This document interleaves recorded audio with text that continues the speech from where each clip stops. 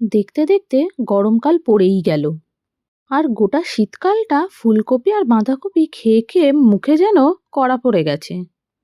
তাই আজ আলু সেদ্ধ, ডিম সেদ্ধ আর ভাত করেছি। আজ আলু সেদ্ধটা একটু চটপাটা করে বানাবো, দেখতে থাকো। আর তোমাদের যদি আমার ভিডিও ভালো লেগে থাকে একটা লাইক, কমেন্ট আর সাবস্ক্রাইব করে দিতে পারো। এই দেখো, পেঁয়াজ, টমেটো আর কাঁচা লঙ্কা আমি কুচি করে রেখেছি।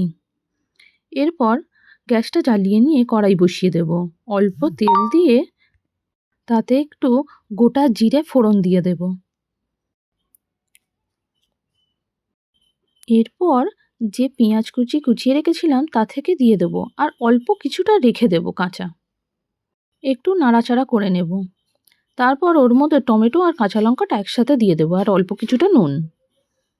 সবগুলো একসাথে ভালো করে ভাজা ভাজা করে নেব। দেখো ভাজা হয়ে গেছে, এরপর নামিয়ে নেব।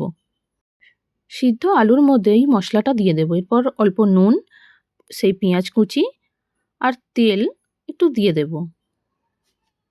সব কিছু একসাথে ভালোভাবে হাতে করে ম্যাশ করে নেব। এরপর গরম ভাতে আলু সিদ্ধ, ডিম সিদ্ধ নিয়ে খেয়ে দেখব কেমন হয়েছে। জাস্ট ফাটাফাটি।